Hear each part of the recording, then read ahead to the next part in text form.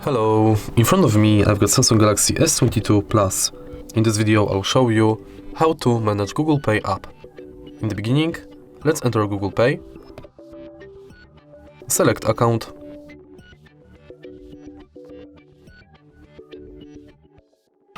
tap Get Started,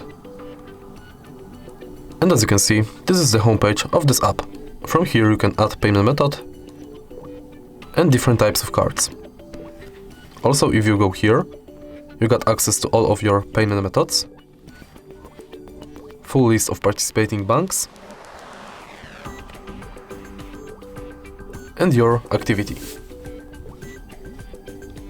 Next, you can check settings, and in here you can enable or disable email updates, Gmail imports, personalization within Google Pay, purchase notifications, updates about your passes, offers and tips, and you can edit your account info. Then we've got help and support and send feedback. Also, if you go here, you got access to your Google accounts. If you find this video helpful, please leave like, comment and subscribe.